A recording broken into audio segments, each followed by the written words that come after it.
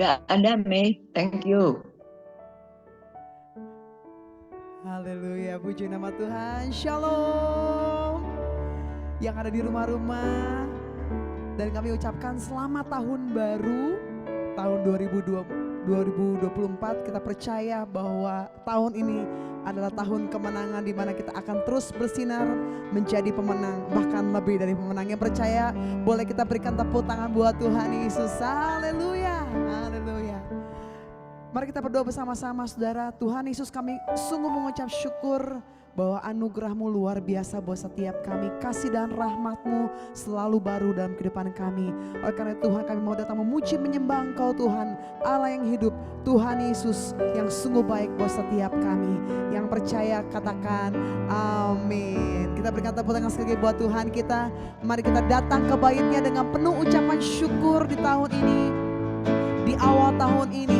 Mari kita menaikkan ucapan syukur kepada Tuhan Yesus yang sungguh baik. Amin. Tepuk tangan sama-sama. Haleluya.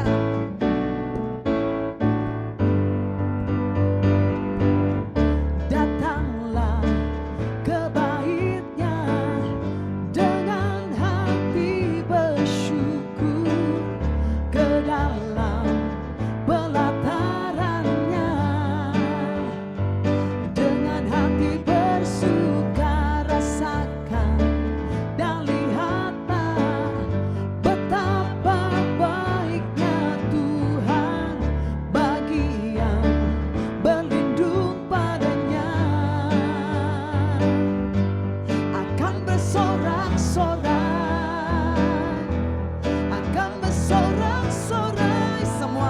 Bersyukurlah, bersyukurlah kepada Tuhan, sebab Dia baik, bahwasanya itu selamanya kasih setia-Nya. Bersyukurlah, bersyukurlah kepada Tuhan, sebab Dia baik, bahwasanya itu setianya. Mari sama-sama sekali lagi. Datanglah, datanglah ke bait-Nya dengan hati bersyukur, ke dalam pelataran-Nya dengan hati bersuka rasakan, dan lihatlah betapa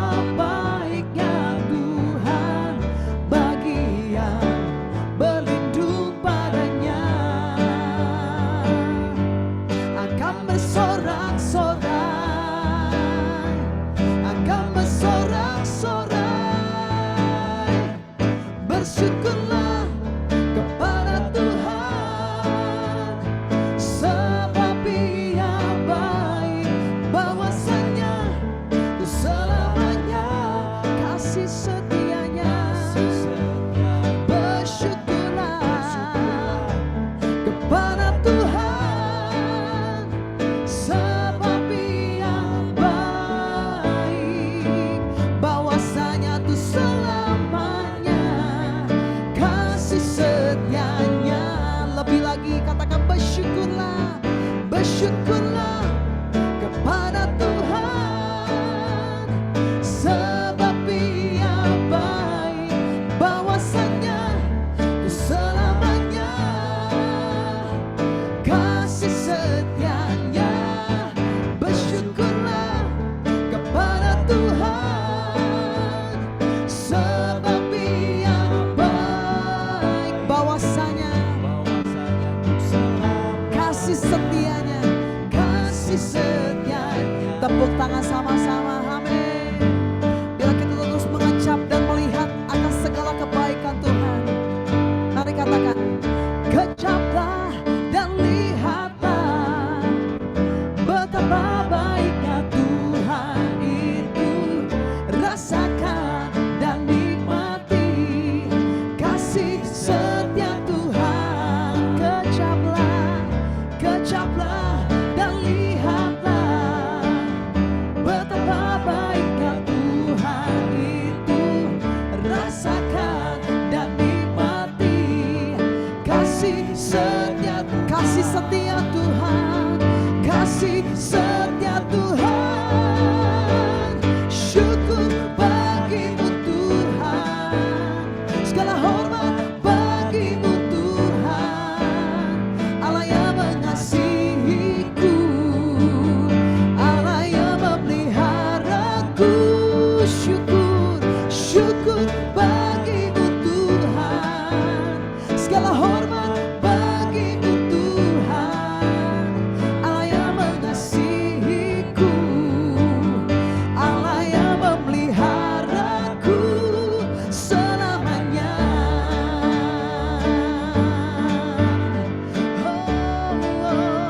Katakan kecaplah dan lihatlah, kecaplah dan lihat betapa baiknya Tuhan kita. Amin. betapa baiknya Tuhan. Amin. Rasakan dan nikmati kasih. Katakan kasih setia Tuhan, kasih setia Tuhan. Syukur bagimu Tuhan, segala hormat bagimu Tuhan. Allah yang mengasihiku, Allah yang memeliharaku. Syukur, syukur bagimu. Segala hormat bagimu Tuhan. Amin. Allah yang mengasihiku, Allah yang memeliharaku. Syukur bagimu Tuhan, segala hormat bagimu Tuhan. Allah yang mengasihiku. Sekali lagi nyatakan syukur bagimu, syukur bagimu Tuhan, segala hormat bagimu Tuhan.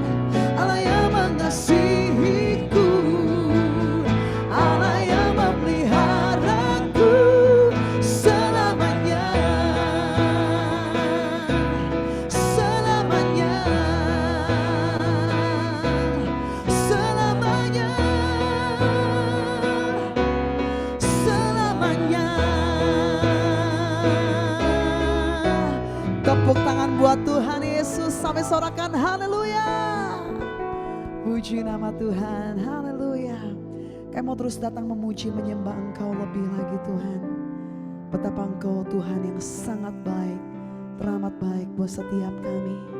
Kalau kami boleh berada Tuhan di tahun 2024, semua karena penyertaan-Mu Tuhan. Mari dengan menaikkan ucapan syukur, angkat kedua tangan kita saudara, sembah Tuhan. Syiriata karalalabo, kami naikkan syukur kami. Katakan terima kasih Tuhan, Engkau baik bagi kami. Kami bersyukur. Katakan sama-sama Engkau baik Tuhan Yesus. Terima kasih Tuhan. Oh haleluya. Kami datang memuji menyembah-Mu Tuhan. Engkau sungguh baik bagi kami. Kami bersyukur Tuhan. Haleluya. Ora labaya shandara labaya labaya labaya labaya. Terima kasih Tuhan Yesus. Terima kasih Tuhan. Kalau kami boleh melihat penyertaan-Mu yang luar biasa sepanjang tahun lalu, biarlah kami terus menaikkan ucapan syukur kami kepada Engkau Tuhan. You are faithful Jesus. Kau Tuhan yang setia buat setiap kami. Oh, haleluya.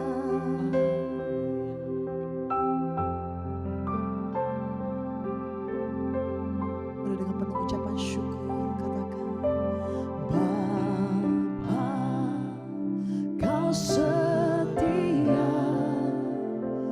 Bapa, Kau mulia.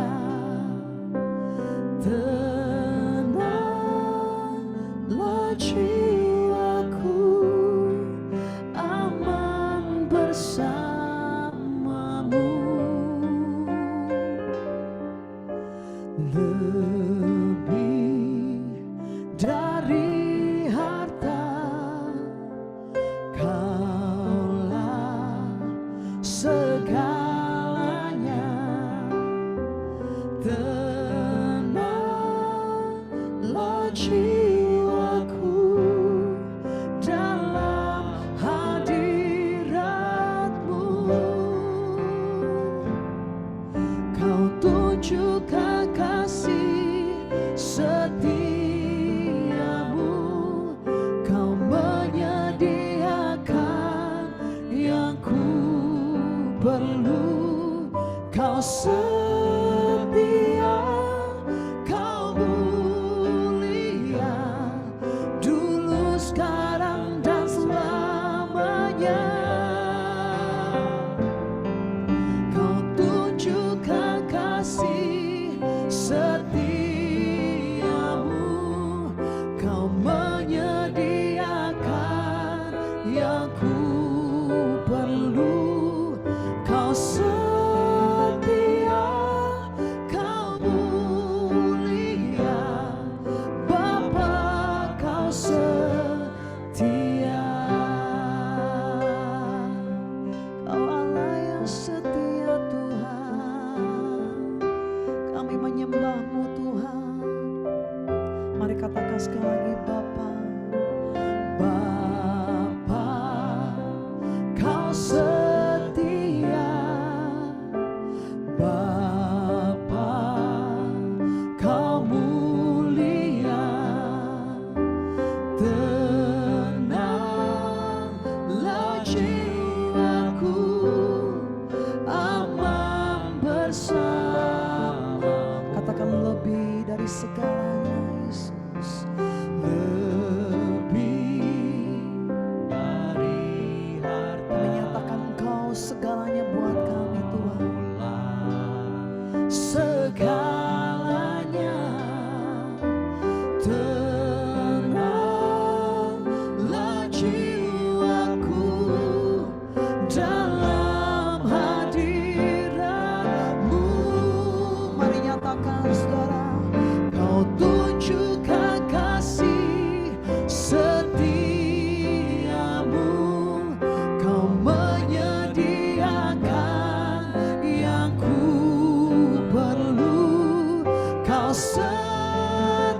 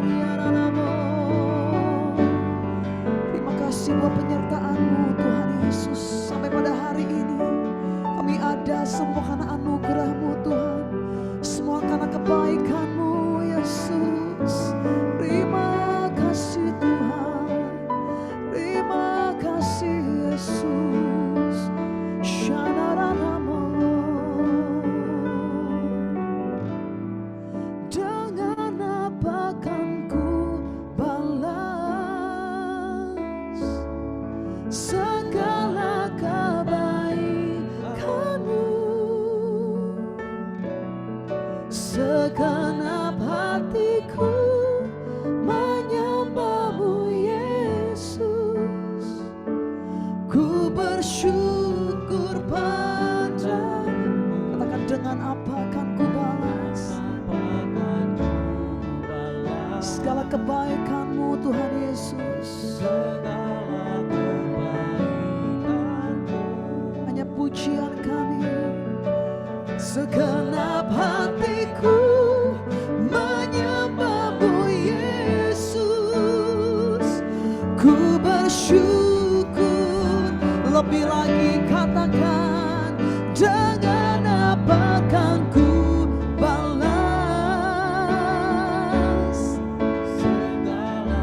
Engkau baik Tuhan.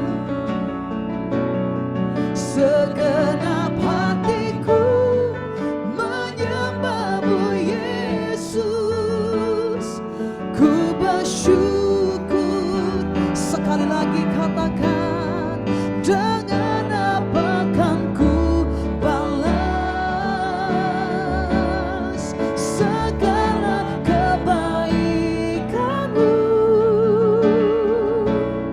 Segenap hatiku menyembah-Mu Yesus. Ku bersyukur padamu. Bless the Lord, bless the Lord, oh my soul, oh my soul, worship His holy name. Sing like never before, oh my soul, I worship Your holy name. Bless the Lord, oh my soul, worship His holy name. Sing like never before, oh my soul, I worship Your holy name. Biarlah jiwa kami terus memuji nama-Mu. Lebih lagi katakan, bless the Lord, oh my soul, we worship You. Oh, we sing to You, sing like never before. Oh my soul, I worship Your whole. Sekali lagi katakan, bless the Lord, oh my soul. Yes, Lord, we worship You. Lean in, sing like never before. Oh my soul, I worship Your holy name. I worship You, I worship Your holy name. I worship Your holy name. Berikan tepuk tangan sorak-sorai bagi Tuhan Yesus. Sorakan haleluya. Kami memuji nama-Mu Tuhan, sebab perbuatan-Mu sungguh ajaib buat setiap kami. Biarlah segala pujian, hormat, syukur, kemuliaan kami persembahkan hanya bagi Engkau Tuhan Yesus. Tuhan yang hidup buat setiap kami. Kalau sebentar kami akan mendengarkan apa menjadi isi hati-Mu, berbicara melalui hamba-Mu Tuhan. Urapi setiap kami. Kami siap untuk mendengarkan apa yang menjadi firman buat setiap kami. Di dalam nama Tuhan Yesus yang percaya, sama-sama kita katakan amin. Haleluya. Saya mempersilakan kepada Pastor Jeffrey Rama. Waktu datang Pastor. Shalom, selamat malam Bapak Ibu Saudara yang dikasihi Tuhan. Saya ingin mengucapkan selamat tahun baru kepada kita semua. Kita bersyukur karena kita boleh melewati tahun 2023 dan masuk ke tahun yang baru. Dan saya berdoa, berharap bahwa kita semua memasuki tahun yang baru ini dengan iman kepada Tuhan Yesus. Bahwa Tuhan yang menyertai kita di tahun 2023 adalah Tuhan yang sama dan tidak pernah berubah. Janjinya tidak pernah berubah. Dan keperkasaannya juga tidak pernah berubah. Dia tetap Allah yang melakukan mujizat. Dia tetap Allah yang menolong. Dia tetap Allah yang peduli. Dia tetap Allah yang mengasihi kita dan akan menyertai kita sepanjang tahun ini. Ya, nama saya Jeffrey Rama. Ya, kita belum kenalan ya. Ini pertama kalinya saya berada bersama dengan keluarga PD Raja Wali, dan saya berterima kasih untuk kesempatan yang diberikan. Dan saya melayani di sebuah gereja yang namanya NDC. Ya, mungkin saudara mengenal tim pujian penyembahan kami, NDC Worship. Saya melayani di sana, membantu gembala saya, Pastor Yosia Abdi Saputra. Dan saya bersama dengan istri saya sudah 32 tahun melayani di NDC. Sejak NDC pertama kali buka 32 tahun yang lalu, kami bersama-sama dengan Pastor Yosia dan istrinya, waktu itu kami sama-sama belum menikah, saudara. Kami sama-sama merintis, membangun dari awal, dan Tuhan memimpin menyertai perjalanan 32 tahun NDC sampai hari ini, semua karena kemurahan Tuhan, bukan karena kuat dan gagah manusia, tetapi semua karena anugerah dan kebaikan Tuhan. Istri saya melayani di bidang sekolah minggu, dan kami punya seorang putra usia 15 tahun, masih kelas 1 SMA. Dan saya biasa melayani di Bandung. Kalau saya melayani di Bandung, biasanya saya melayani di GBI Asia Afrika. Mungkin saudara tahu ya, menggunakan gedung bekas, kalau nggak salah bekas Bank Citibank, kalau nggak salah di Jalan Asia Afrika. Tapi sudah cukup lama saya tidak pelayanan di Bandung sebelum COVID. Dan hari ini saya bersyukur walaupun hanya lewat online, kalau nggak salah persekutuan doa ini ada di Bandung ya. Apakah benar? Benar ya. Saya harap satu hari kita bisa bertemu tatap muka dengan saudara semua dan kita bisa berfellowship bersama. Baik saudara, di awal tahun ini, di minggu yang pertama, tahun 2024 ini, saya berdoa kepada Tuhan untuk apa yang ingin saya sampaikan, apa yang Tuhan taruh dalam hati saya untuk saya boleh sampaikan kepada Bapak Ibu Saudara mengawali tahun 2024 ini. Tema khotbah saya hari ini adalah standing firm, berdiri teguh. Nah, saudara-saudara yang dikasihi Tuhan, kita hidup di dalam dunia yang penuh dengan nilai. Apapun yang ada di sekeliling kita sebetulnya mengajarkan tentang nilai, menunjukkan tentang nilai kepada kita. Waktu kita nonton sebuah film, maka sebetulnya film tersebut sedang menunjukkan nilai-nilai kepada kita. Waktu kita dengar lagu, setiap lirik daripada lagu itu sebetulnya sedang memamerkan, menunjukkan nilai-nilai kepada kita. Tetapi pertanyaannya adalah begini, apakah semua nilai yang kita lihat dari film, kita dengar dari lagu, maupun yang kita dengar dari teman-teman kita, pemikiran teman-teman kita, apakah nilai-nilai tersebut semuanya baik untuk kita masukkan di dalam bagian hidup kita? Ternyata tidak, saudara. Ada begitu banyak nilai-nilai yang mencoba untuk mengganti nilai-nilai yang sudah tertanam dalam hidup kita. Dalam hal ini, nilai-nilai yang kita dapat sebagai orang percaya dari firman Tuhan. Kalau kita melihat, contohnya, kalau kita nonton film drakor lah, ya, di situ ada banyak nilai-nilai yang dipamerkan. Nilai-nilai dunia, nilai-nilai orang-orang yang tidak mengenal Tuhan. Yang lama-lama kalau kita kebanyakan nonton itu, dan kita tidak pandai untuk menyaring apa yang kita lihat, lama-lama nilai itu bisa menjadi nilai-nilai hidup kita. Lama-lama kita akan berpikir, salah satu contohnya begini, kalau saudara nonton film drama Korea, maka saudara akan melihat bahwa di Korea Selatan itu sekarang nilai-nilainya sudah mirip sama negara Barat, Amerika, terutama dalam hal apa? Dalam hal free sex. Ya, jadi di Korea Selatan saat ini, kalau saudara pacaran dan kemudian saudara tidur bersama sebelum saudara menikah, itu sudah dianggap hal biasa. Bahkan kalau ada anak orang-orang yang pacaran dan tidak melakukan itu, maka mereka dianggap keterbelakang, ketinggalan zaman, saudara. Jadi budayanya sudah beda. Nah, nilai-nilai inilah yang dipamerkan, nilai-nilai inilah yang coba untuk dipaparkan, dipertunjukkan kepada kita, terutama anak-anak Tuhan. Saudara, kita mesti sadar bahwa iblis berusaha untuk memakai nilai-nilai dunia untuk mengganti nilai-nilai iman kita. Dan ini harus kita waspadai. Iblis memakai media, iblis memakai orang-orang di sekeliling kita, iblis memakai entertain, untuk mencoba mengganti nilai-nilai yang sudah tertanam dalam diri kita dari firman Tuhan. Sehingga akhirnya apa? Sehingga akhirnya kalau iblis berhasil melakukan itu, maka orang akan melihat bahwa ternyata orang Kristen dan orang yang bukan Kristen, orang yang kenal Tuhan dan orang yang tidak kenal Tuhan, itu nggak ada bedanya, saudara. Oh, dia Kristen, ya tapi dia cuma ke gereja doang. Buktinya apa? Ya buktinya gaya pacarannya mirip sama kita. Jadi saudara-saudara, kita hidup di dalam dunia yang seperti ini. Iblis mencoba untuk mengganti nilai-nilai kita, nilai-nilai firman Tuhan yang ada di dalam diri kita dengan nilai-nilai dunia. Iblis mencoba untuk menyelewengkan. Dia coba untuk menarik kita keluar dari nilai-nilai firman Tuhan. Supaya akhirnya kita menghidupi nilai-nilai dunia yang tidak mengenal Tuhan. Ada satu perkataan yang saya ambil dari firman Tuhan.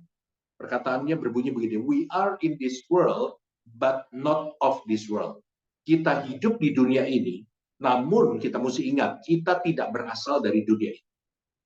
Walaupun kita hidup di dunia yang nilai-nilainya tidak mengenal Tuhan, tetapi firman Tuhan mengingatkan bahwa kita bukan berasal dari dunia. Warga negara kita bukan warga negara dunia.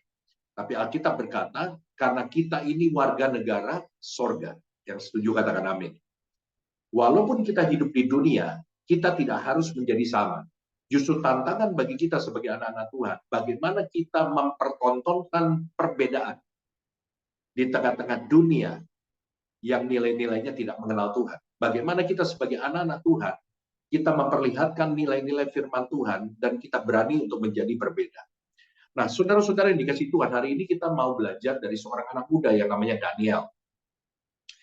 Ada satu kisah di Alkitab di mana Daniel dibawa oleh Raja Nebukadnezar untuk bekerja kepada raja. Nah, seperti kita tahu bahwa Raja Nebukadnezar ini tidak mengenal Tuhan. Dan pada waktu Daniel dibawa dari Yerusalem ke kerajaan Nebukadnezar, di situ Raja Nebukadnezar mencoba untuk merubah nilai-nilai daripada Daniel. Coba kita lihat di Daniel pasal yang pertama, ayat pertama sampai ayat yang ke-7. Tadi saya sudah sempat mengirimkan PowerPoint saya kepada Dermawan. Saya nggak tahu apakah sudah diterima untuk bisa membantu. Mungkin saudara lebih gampang membacanya. Baik, saya akan bacakan buat saudara. Daniel pasal yang pertama, ayat yang pertama sampai ayat yang ke-7. Pada tahun yang ketiga pemerintahan Yoyakim, Raja Yehuda, datanglah Nebukadnezar, Raja Babel ke Yerusalem, lalu mengepung kota itu. Tuhan menyerahkan Yoyakim, Raja Yehuda, dan sebagian dari perkakas-perkakas di rumah Allah ke dalam tangannya. Semuanya itu dibawanya ke tanah Sinear, ke dalam rumah dewanya. Perkakas-perkakas itu dibawanya ke dalam perbendaharaan dewanya. Ayat 3, lalu Raja bertitah kepada Aspenas, kepala istananya, untuk membawa beberapa orang Israel yang berasal dari keturunan raja dan dari kaum bangsawan. Ya ini orang-orang muda yang tidak ada suatu celah, yang berperawakan baik, yang memahami berbagai-bagai hikmat, berpengetahuan banyak, dan yang mempunyai pengertian tentang ilmu. Ya ini orang-orang yang cakap untuk bekerja dalam istana raja, supaya mereka diajarkan tulisan dan bahasa orang Kasdim.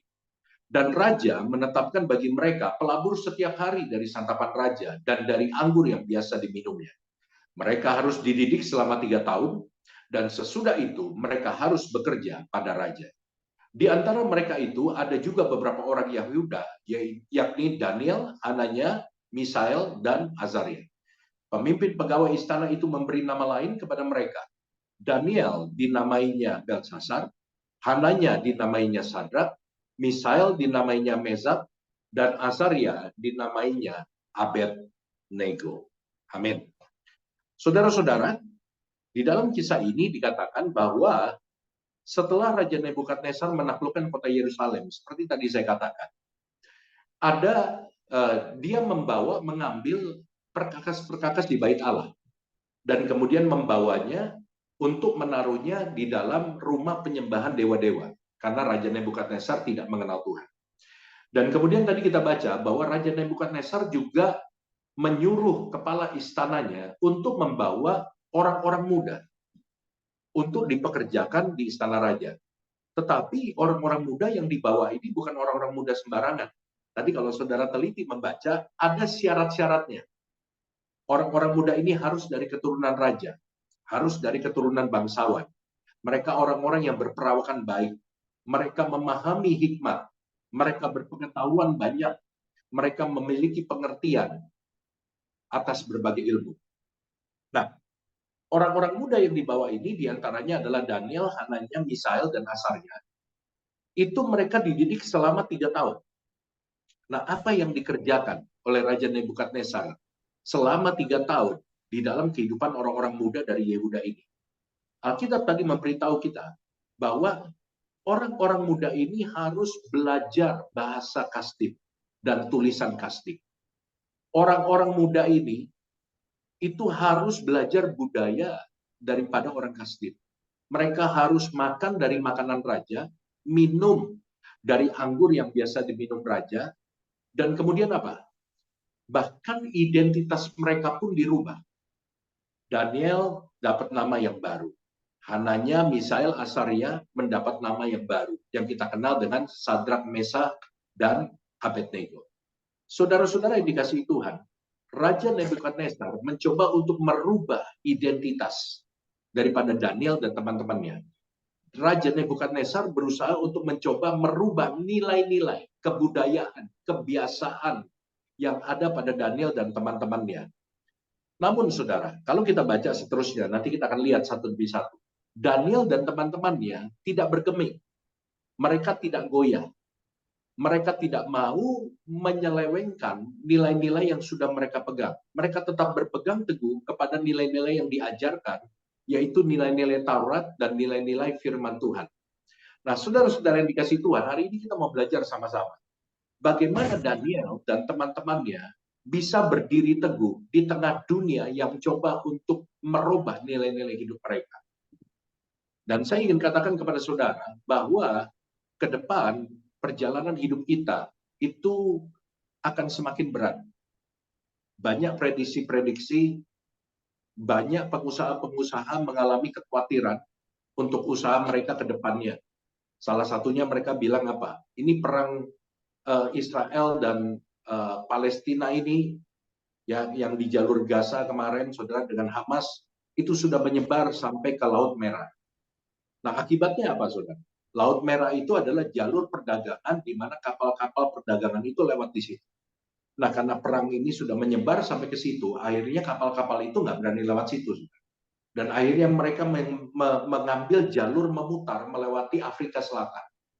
Dan ini mengakibatkan apa? Mengakibatkan mereka butuh bensin yang lebih banyak, yang mengakibatkan akhirnya harga-harga menjadi naik. Dan kemungkinan akan terjadinya inflasi di kedepannya. Ada banyak hal-hal yang mengkhawatirkan. Dan mungkin, saudara, ketika saudara menghadapi itu, ada hal-hal, ada nilai-nilai yang baru yang ditawarkan, yang tidak sesuai dengan firman Tuhan. Nah, di sini tantangan kita, saudara.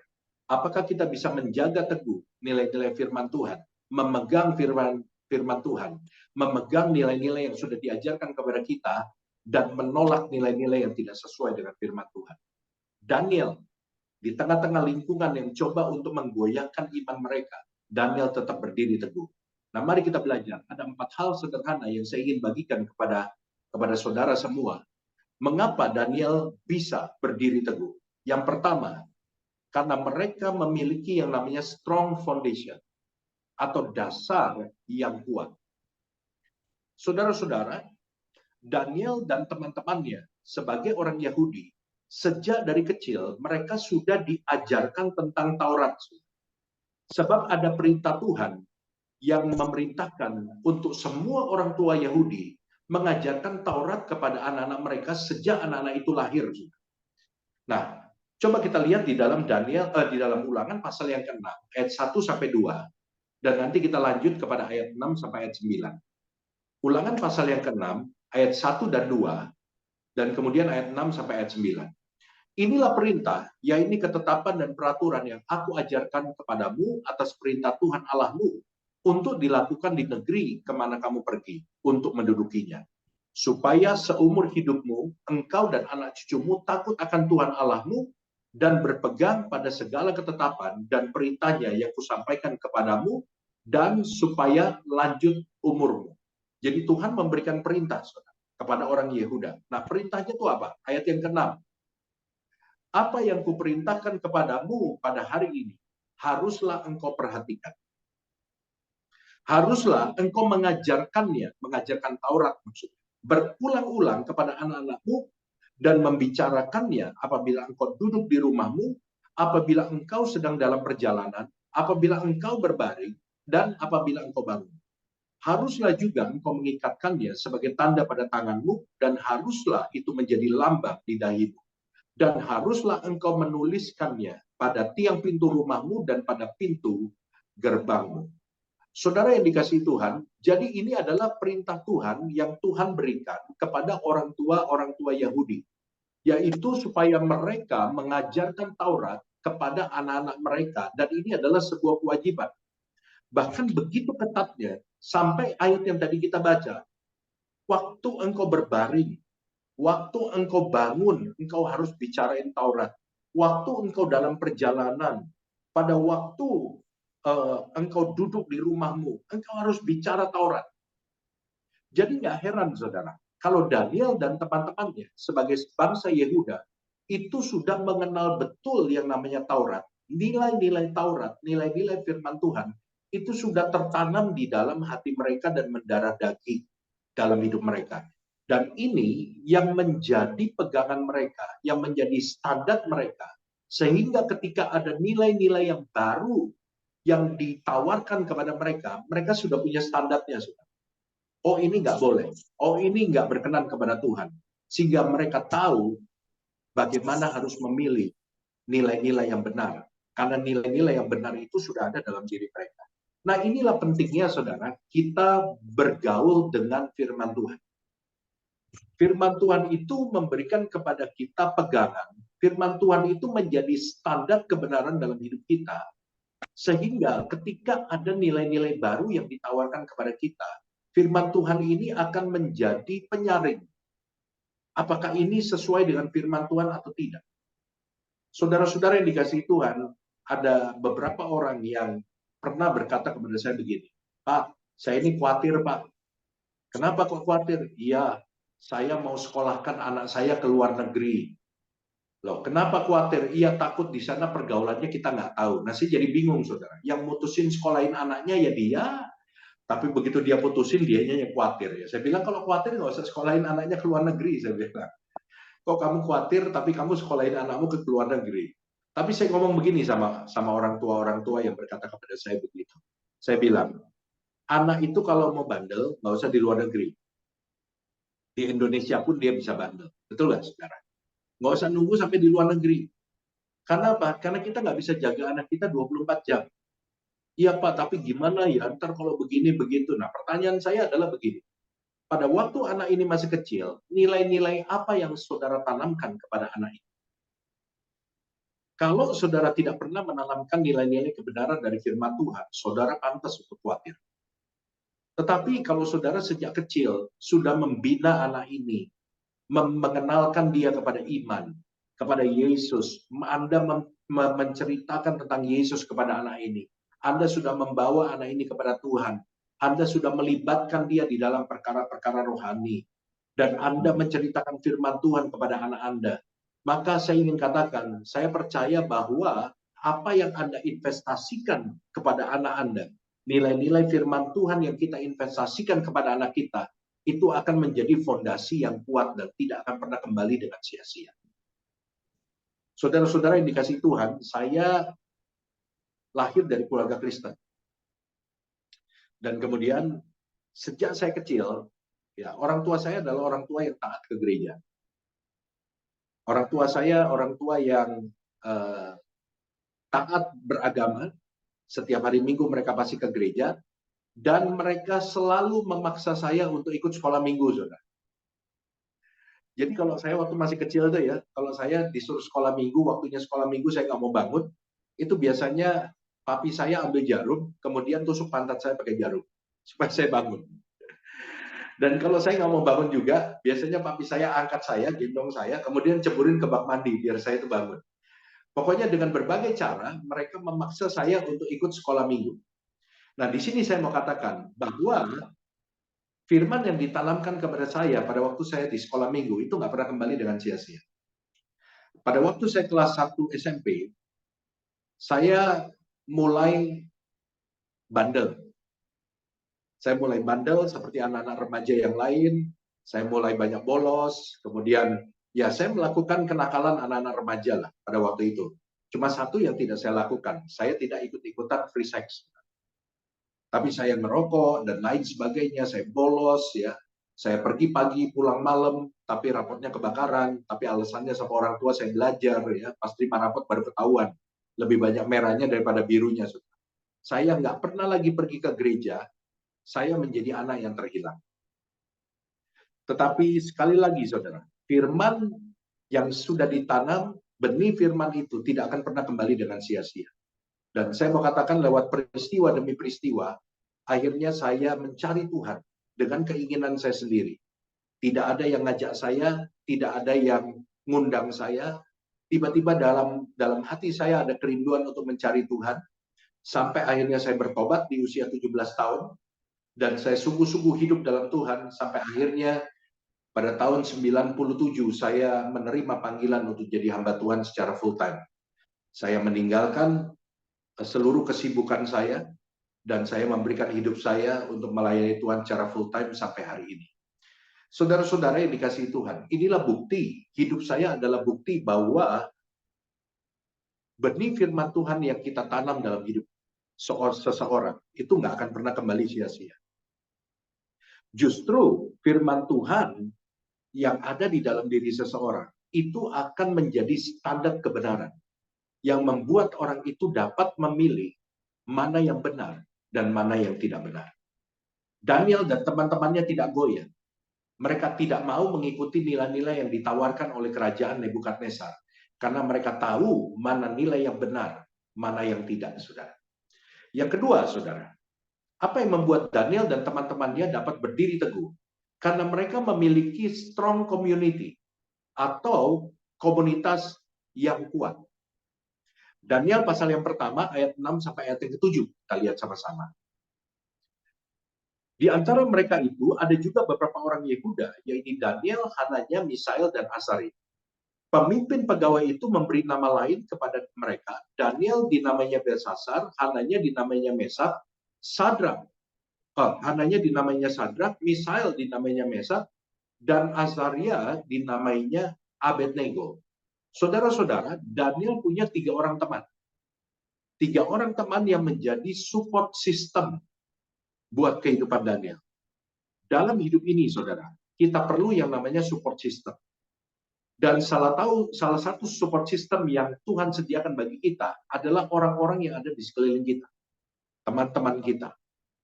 Pada waktu Daniel memiliki masalah, Daniel mendapatkan kekuatan dan mendapatkan support dari 3 orang temannya ini, saudara.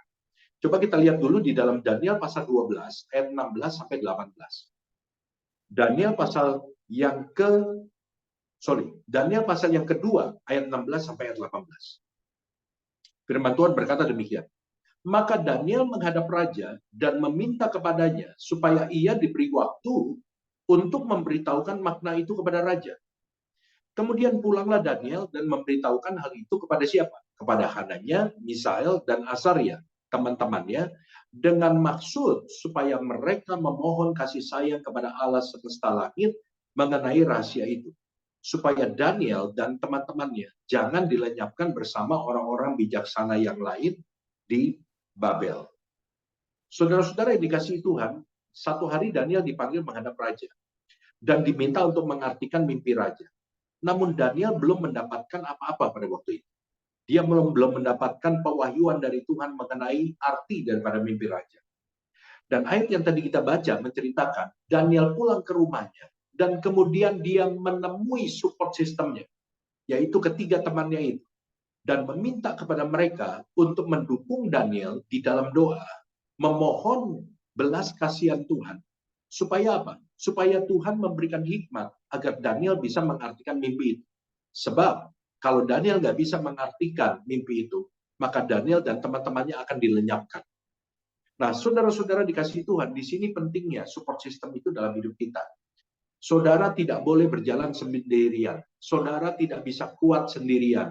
Kita tidak bisa besar sendirian, kita tidak bisa sukses sendirian, dan kita pun tidak bisa kuat sendirian. Kita membutuhkan lingkungan yang bisa mendukung kita. Kita boleh punya banyak teman, tetapi saudara mesti memilih siapa inner circle saudara. Siapa orang-orang yang dekat dengan hidup saudara. Siapa orang-orang yang saudara pilih sebagai support system untuk hidup saudara. Dan ini nggak bisa semua orang. Pernah nggak saudara berpikir, saudara mau jadi orang seperti apa? Saudara mau jadi orang yang kuat imannya. Saudara mau jadi orang yang punya kebiasaan membaca Alkitab. Saudara mau jadi orang yang bertumbuh imannya. Setelah saudara mendeskripsikan seperti apa saudara mau jadi, saudara mesti melihat, menganalisa apakah inner circle saudara, teman-teman yang paling dekat dengan saudara, adalah orang-orang yang mendukung saudara untuk menjadi orang yang seperti saudara mau.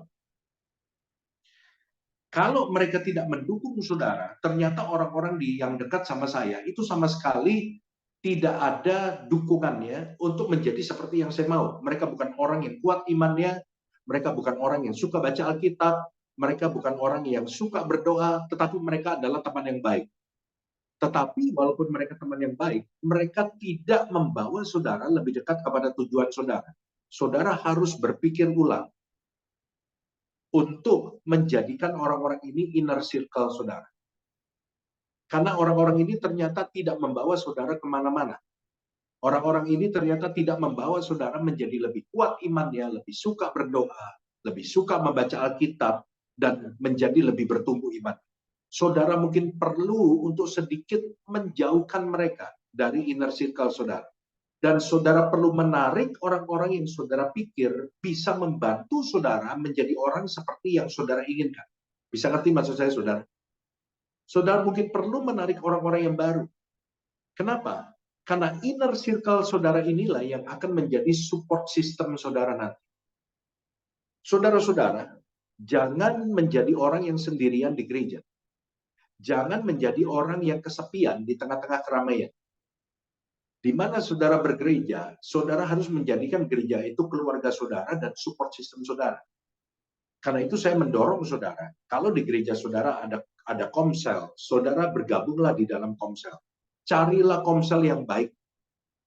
Carilah pemimpin komsel yang baik, yang secara rohani dewasa, yang saudara tahu bahwa pemimpin komsel saudara dan orang-orang di dalam komsel itu bisa menjadi support system buat saudara.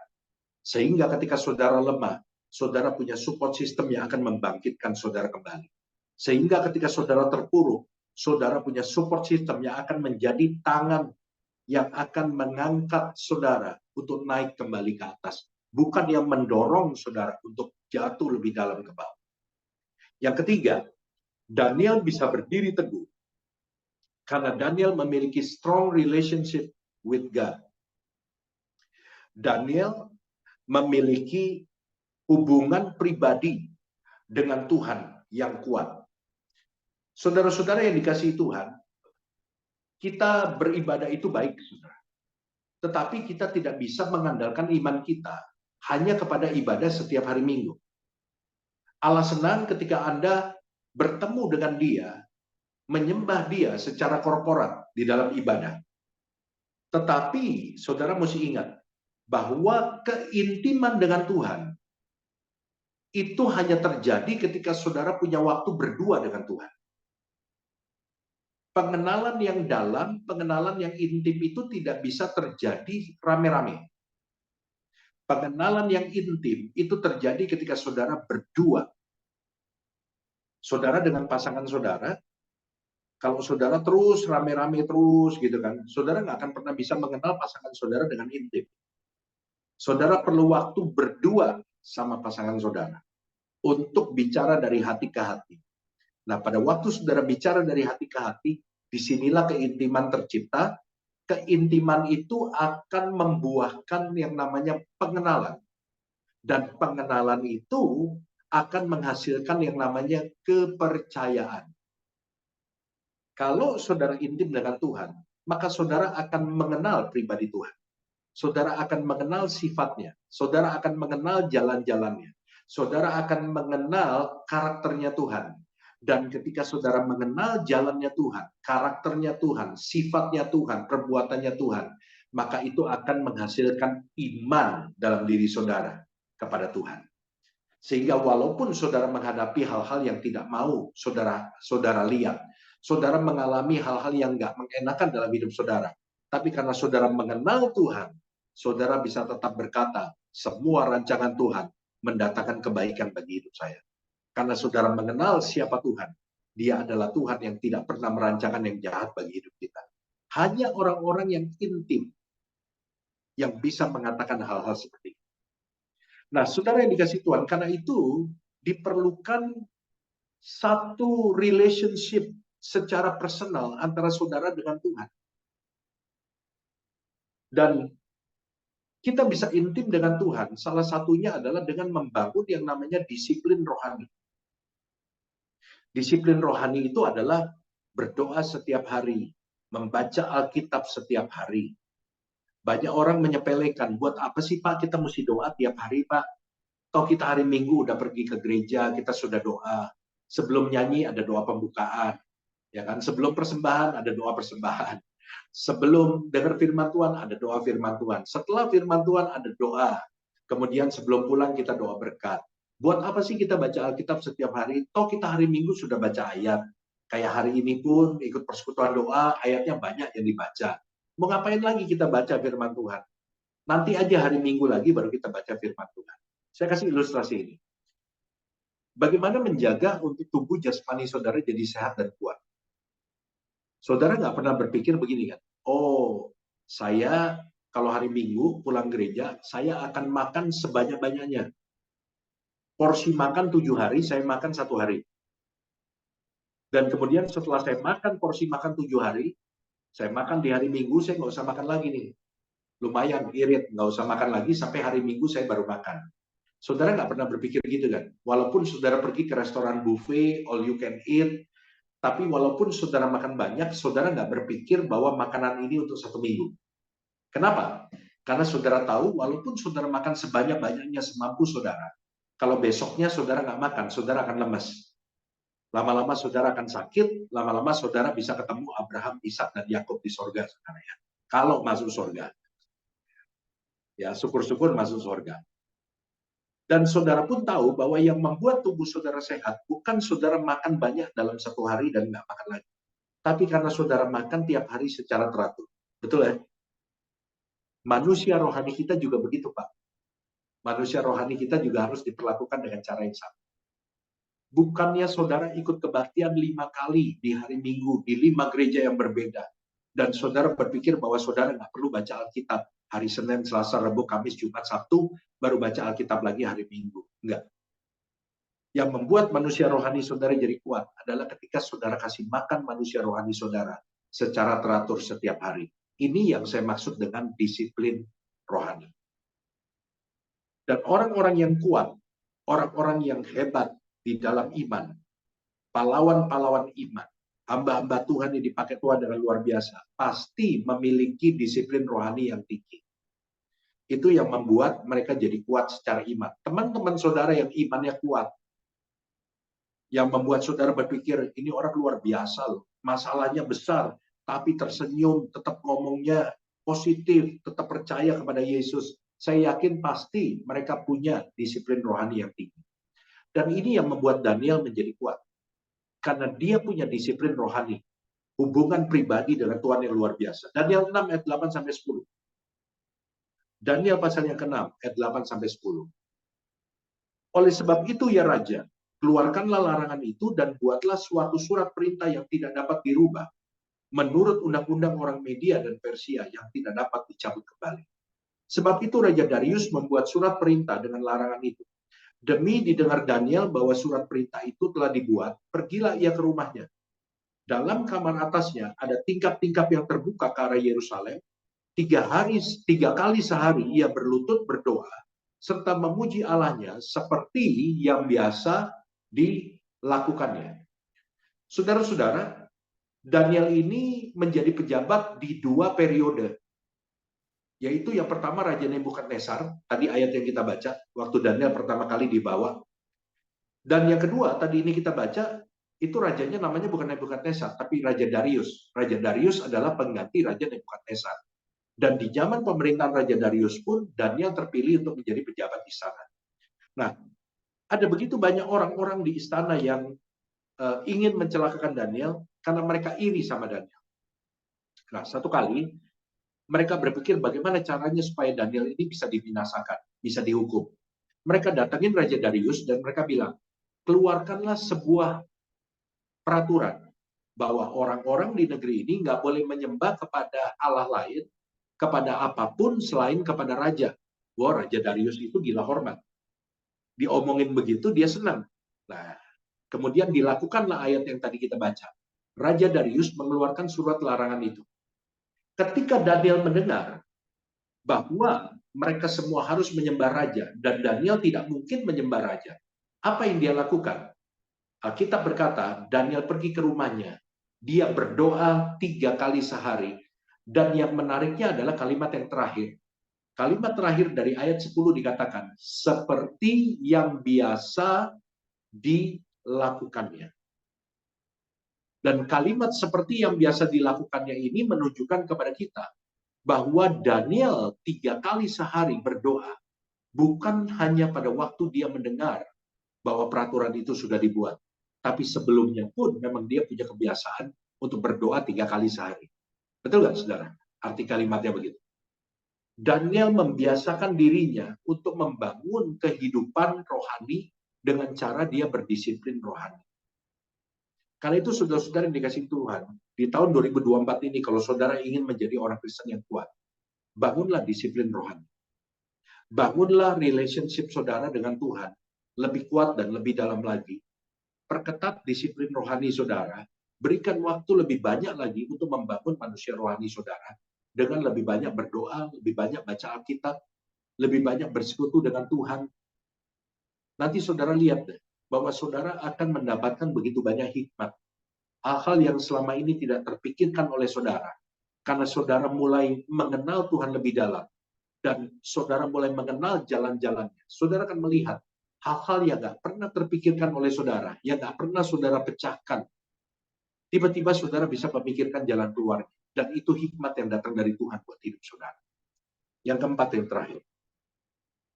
Daniel menjadi kuat. Dia bisa berdiri teguh karena dia punya yang namanya strong commitment. Kita baca ayatnya, Daniel 1 ayat yang ke-8. Daniel berketetapan untuk tidak menajiskan dirinya dengan santapan raja dan dengan anggur yang biasa diminum raja.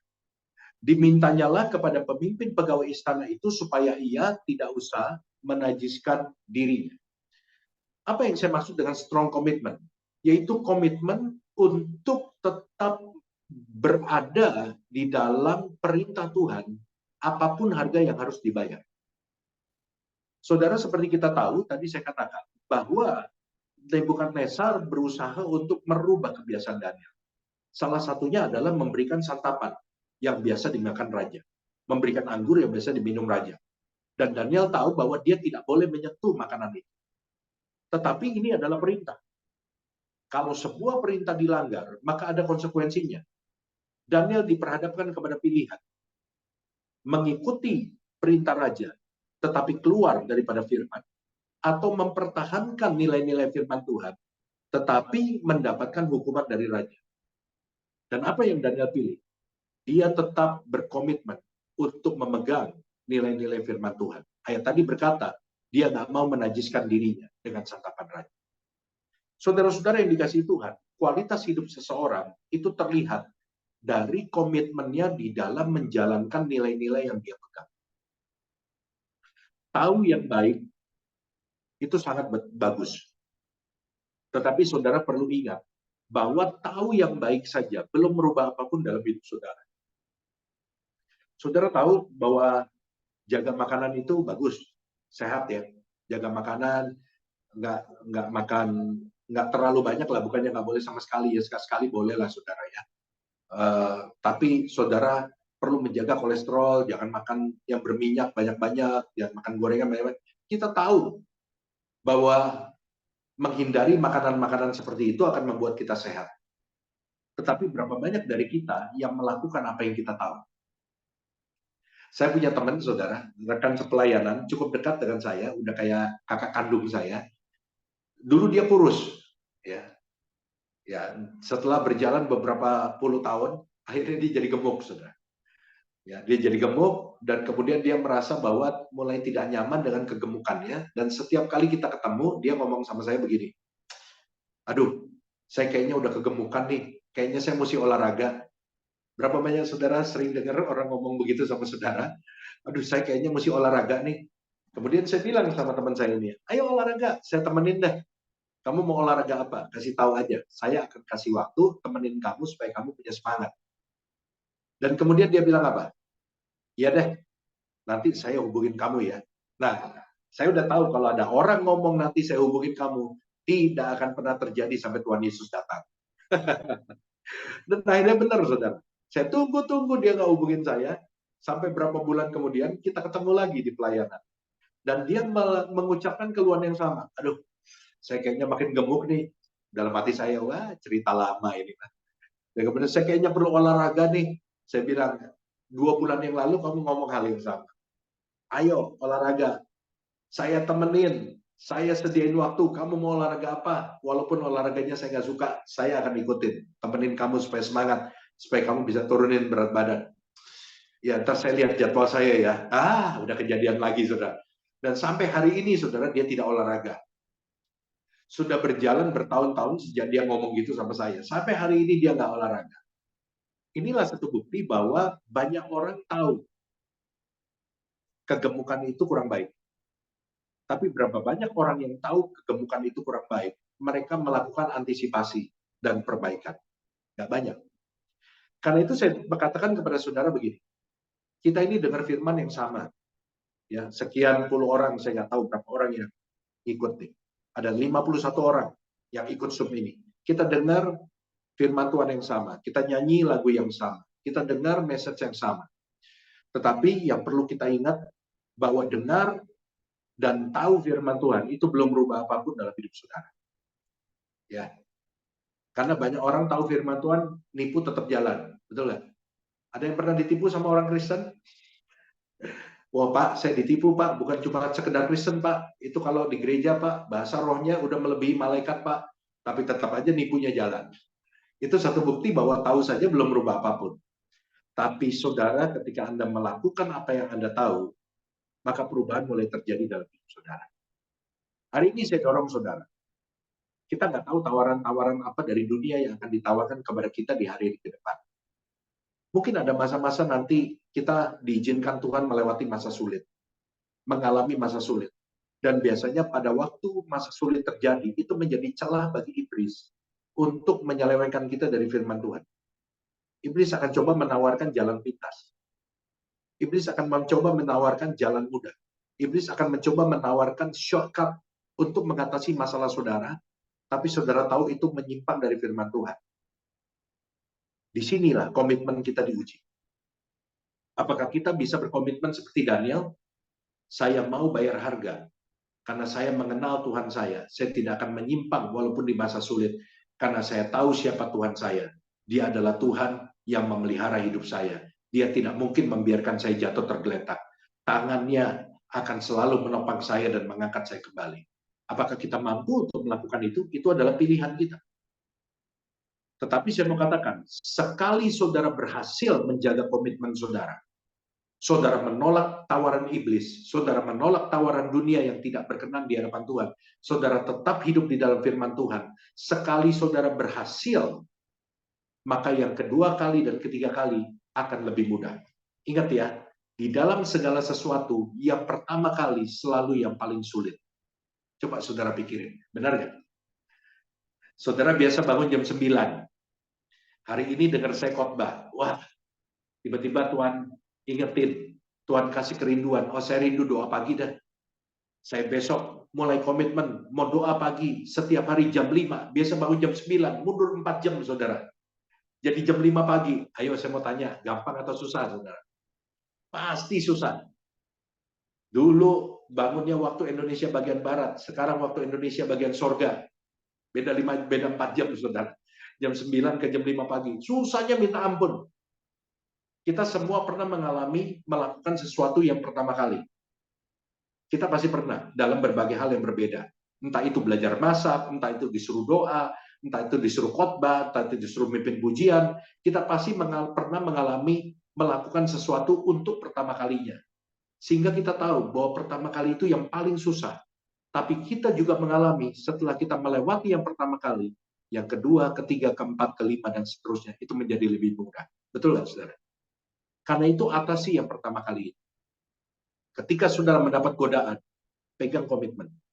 Kelihatannya berat, tapi setelah saudara melewati yang pertama, yang kedua, ketiga akan lebih mudah.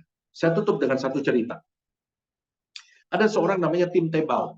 Ya, saudara bisa lihat di gambarnya. Nah, Tim Tebow ini adalah seorang American football player. Dia adalah orang yang cinta Tuhan. Dia adalah orang Kristen yang lahir baru. Dan dia berjanji dia akan selalu memuliakan Tuhan. Dia ingin menjadi Injil terbuka. Makanya saudara lihat di gambar itu, setiap kali dia bertanding, dia selalu menuliskan ayat di pipinya. Itu bukan nomor buntut, saudara ya. Itu ayat. Itu Efesian berapa tuh, Pak? Efesus 2 ayat 8 sampai 10. Nanti dia pertandingan lagi, dia ganti lagi, saudara. Nah, Tim Tebow ini seorang pemain football player yang sangat berprestasi dan dia menjadi idola pada waktu zamannya. Satu hari dia berpacaran dengan seorang Miss Universe tahun 2012 yang namanya Olivia Culpo. Sayangnya Olivia Culpo ini punya nilai-nilai yang berbeda dengan Tim Tebow. Dan mereka menjadi pasangan yang cukup diidolakan pada waktu mereka pacaran.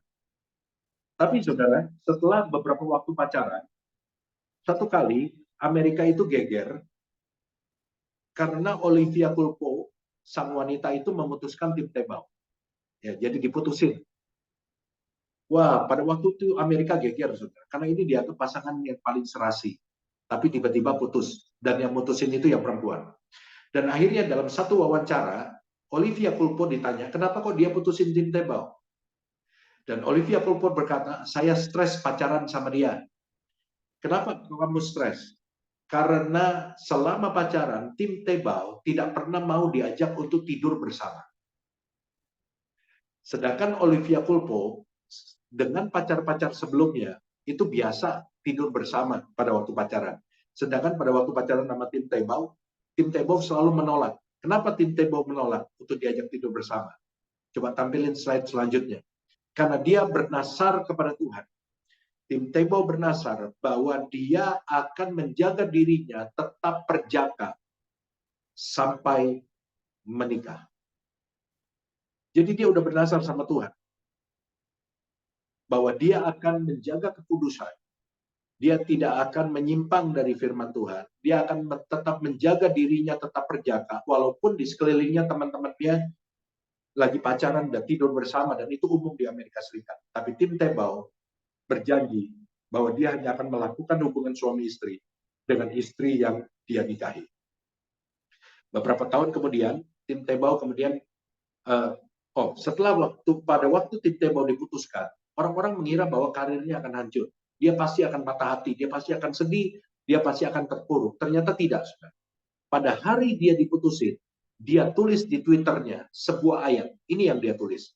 Coba multimedia bisa tolong ditampilkan Twitternya. Tim Tebow menuliskan di Twitternya, Mazmur 118. Dia katakan apa? Give thanks to the Lord, for He is good. His love endures forever. Pada hari diputusin, bulan November 2015, Tim Tebow menuliskan, bersyukurlah kepada Tuhan sebab dia baik. Anugerahnya kekal untuk selama-lamanya. Dan beberapa tahun kemudian, Tim Tebow menikah lagi dengan seorang Miss Universe, dan bedanya Miss Universe ini adalah anak yang cinta Tuhan. Dan ketika mereka menikah sampai hari ini, mereka berdua melayani bersama-sama. Mereka melayani firman Tuhan, mereka diundang untuk bersaksi, mereka memberitakan firman Tuhan berdua. Dan mereka berdua menjadi orang yang bertumbuh dan diberkati Tuhan. Saudara-saudara yang dikasihi Tuhan, ternyata di dalam dunia yang seperti ini, di dalam pergaulan yang bebas, yang ditawarkan oleh dunia ini, masih ada orang-orang yang menjaga kekudusannya. Dan saya berdoa supaya kita menjadi bagian dari orang-orang yang menjaga kekudusan kita. Kita menjadi bagian dari orang-orang yang berani membayar harga supaya kita tetap hidup dalam kebenaran firman Tuhan. Quote yang terakhir yang ditulis oleh seorang yang bernama Chris Hodge berkata demikian, pada akhirnya kita semua akan bertanggung jawab atas semua nilai-nilai yang kita pegang. Pertanyaannya adalah nilai-nilai dunia atau nilai-nilai Tuhan. Saya berdoa supaya firman Tuhan ini memberikan kekuatan kepada kita di awal tahun yang baru. Dan marilah kita berjalan bersama dengan Tuhan. Marilah kita berpegang kepada firman Tuhan. Dan saya percaya bahwa orang-orang yang bersandar dan berpegang pada firman Tuhan tidak akan pernah ditinggalkan oleh Tuhan. Amin. Tuhan Yesus memberkati kita semua. Apakah langsung dilanjutkan dengan perjamuan kudus? Apakah ada yang bisa kasih saya petunjuk? Iya Pak. Pastor Jeffrey langsung memimpin perjamuan kudus. Ya, kita langsung perjamuan kudus ya saudara ya. Mari siapkan anggur dan roti saudara.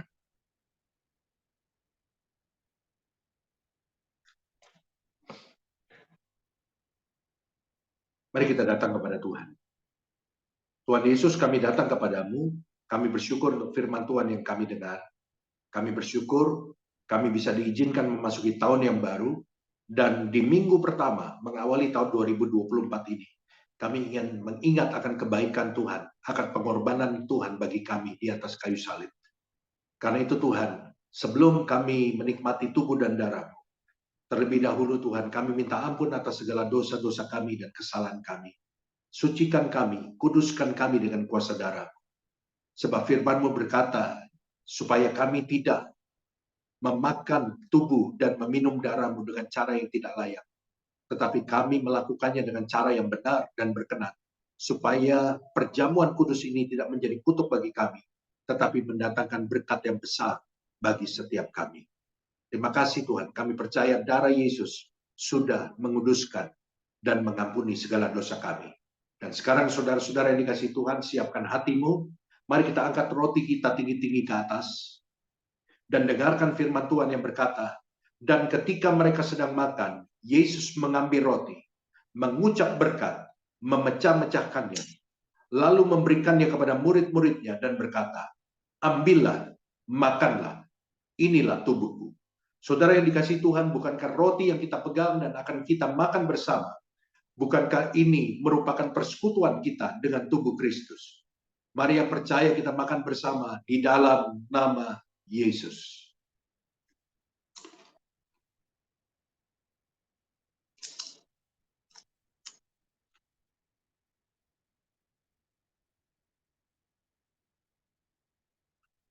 Haleluya. Mari kita mengucap syukur untuk tubuh yang dipecahkan buat kita. Tubuh yang menanggung segala dosa kita. Segala penderitaan yang kita harusnya alami. Itu ditanggungkan di atas tubuhnya. Tubuh yang terpecah, tubuh yang penuh dengan luka. Tubuh itu menjadi rusak karena segala dosa-dosa kita. Karena penderitaan yang harusnya kita terima, itu ditanggung di atas tubuh ini. Terima kasih Tuhan. Mari kita angkat cawan kita tinggi-tinggi ke atas.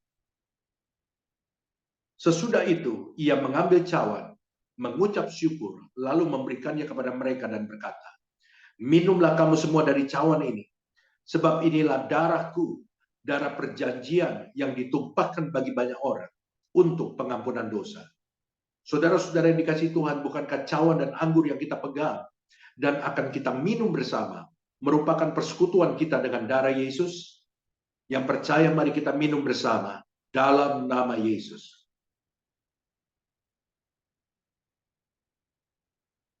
Haleluya. Haleluya, haleluya. Haleluya. Mari kita bersyukur kepada Tuhan. Terima kasih Tuhan. Terima kasih buat tubuh dan darah-Mu Tuhan. Mari setiap orang mengucap syukur. Buka suaramu mengucap syukur kepada Tuhan. Haleluya, haleluya, haleluya. Haleluya. Terima kasih Tuhan. Terima kasih Yesus. Kami bersyukur Tuhan. Haleluya, sebab Engkau baik. Terima kasih Tuhan, buat tubuh dan darah-Mu, buat pengampunan dosa. Terima kasih.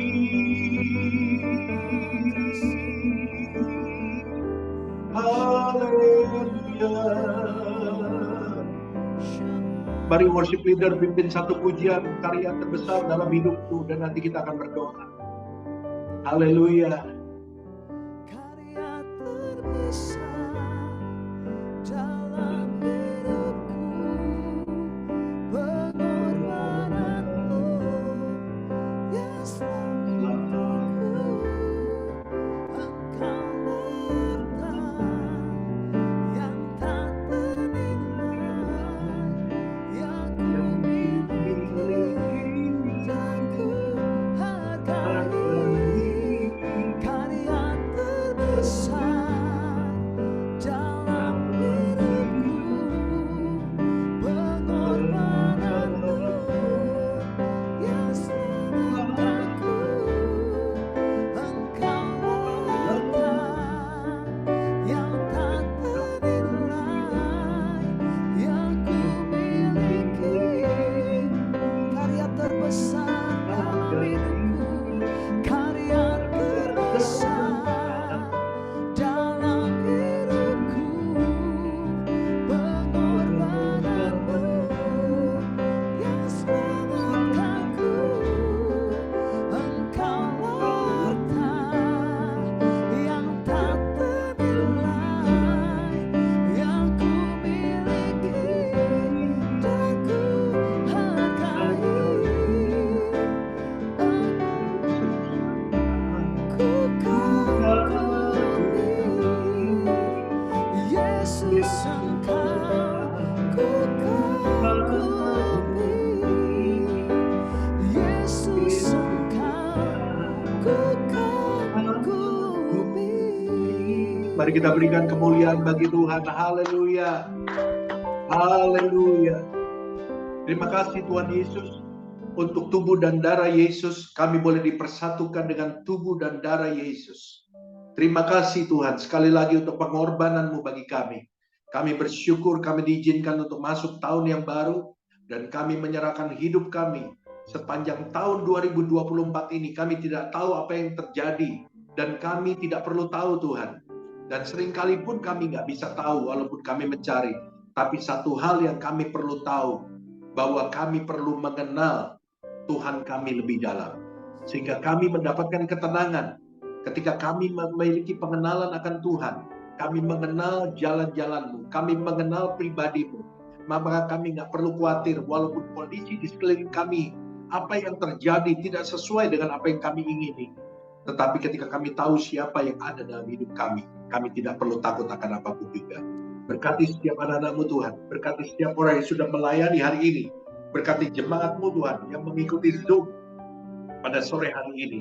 Berkati keluarga mereka, perlindungan Tuhan atas keluarga mereka, berkat Tuhan atas bisnis mereka.